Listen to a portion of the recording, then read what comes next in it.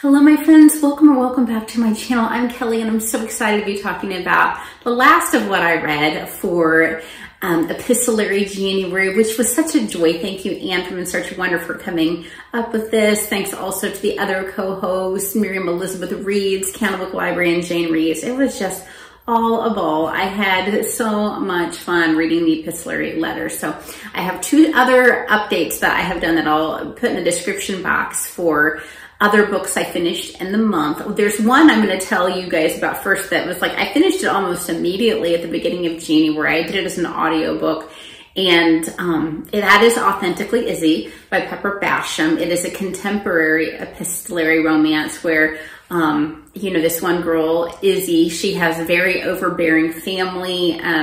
There's always this cousin email or text going back and forth, and they're so fun. There's one cousin that's pregnant with twins. It's hilarious. And then she's got like this guy on the side of the cousin trying to, so many of the books are this month have this guy, an annoying guy on the side. I don't like the guy on the side, I'll say that much.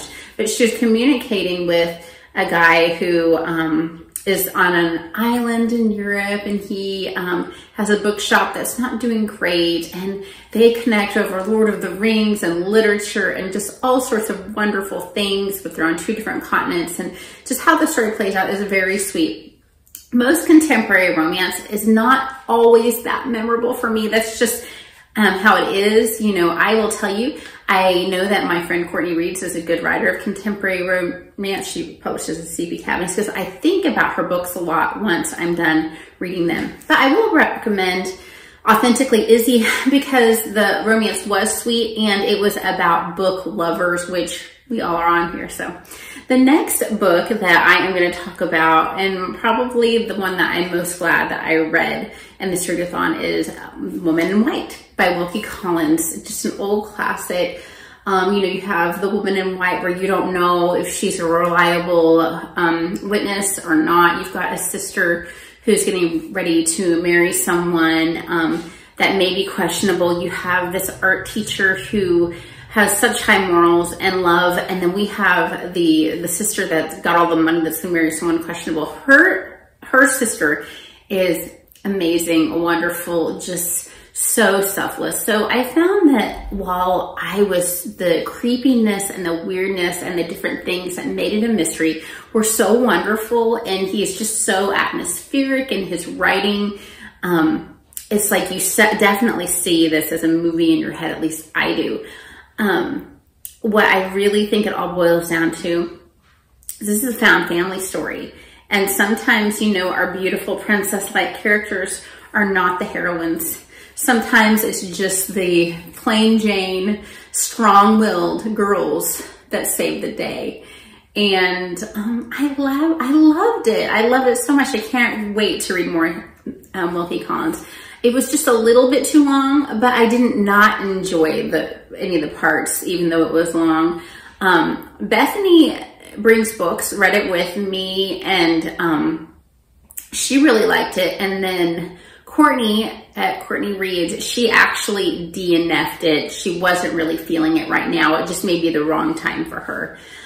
So then I listened to Evelina by Frances Burney, and this is completely epistolary. It is all letter writing. We have this girl named Evelina. She's been raised by this reverend. Her mother died. Her father and mother were actually married. When I said what I was going to be reading, I had the impression that she was illegitimate. The father has not claimed her, but her parents were in fact wed.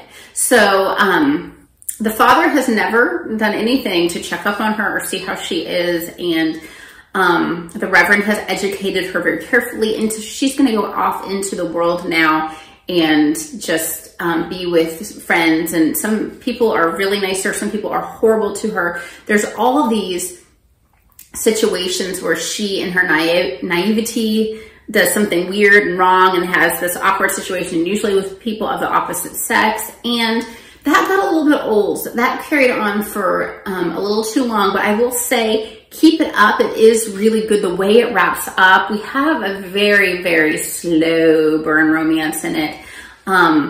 It's really well done. So, Evelina by Frances Burney. All right, now we listened to the Screwtape letters. there were times that I just was listening with maybe my older kids or one of my older kids, and my younger one who's 10, this went over his head. So this is like a top demon writing to an underling demon about how they can tempt this Christian to not follow God carefully. And one of my commenters, when I said I was reading it, said that she was disappointed because she wanted more of a narrative and a story and not just letters that are throwing C.S. Lewis's theology and beliefs into it. And I can see how someone would come up with that, but I just saw how I'm tempted to sin. And so much of what Wormtail and Screwtape were dealing with trying to get the Christian to go off track. Sin is subtle, so I just found it fascinating and definitely highly recommend it myself. But if you're wanting a big narrative story, that is not what this is at all. If you're used to him, you know, from like Narnia or something where it's epic, this is not going to be an epic story like that. This is deals more with the human heart. All right. Now, the Vanderbeekers of 141st Street by Karen Von Glaser. Karen Jan Glaser, I think is how you say her name. How do you say her name? Tell me how you say her name in the comments. Okay, this was a read a lot. I started in December but did not finish until January with my kids. Loved it. This is a family story. I just feel like it hits kids of all different ages. They can be a little bit mischievous, but they work together, and it's like definitely in their neighborhood. There's the found family trope. Then we read the Toymakers Apprentice by Sherri, L.Smith. This was started in December and finished in January. It was a Nutcracker retelling. I liked how they told a little bit more of the Mouse King's background in the story. It was so interesting. And then if you've read both versions of the Nutcracker by Hoffman and by Dumas, you may know that in one it's Marina and one it's Clara. Clara and Maria somehow both end up in there in an interesting way. So check that out maybe next Christmas. And last but not least was The Long Winter by Laura Ingalls Wilder, which we have a sunny, beautiful day, but man, when we were reading it, we were having some cold days. So we were feeling for Ma Pa and the girls. So I hope some of you have mentioned you like my PSs. Well, you get another one.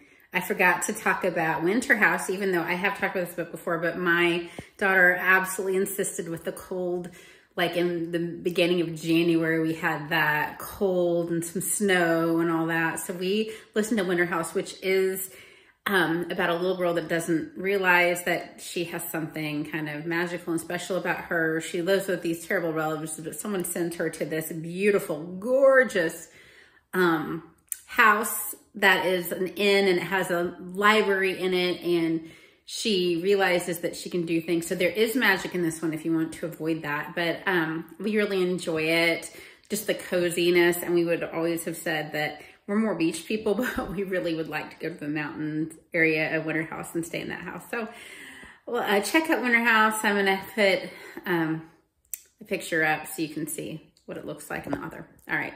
So I hope you guys read a lot. Tell me what your Epistolary January experience was like. If you participated, tell me anything you want about what you read in January, and how's it going so far in this new year. I hope you're doing well. Read a lot. Bye-bye.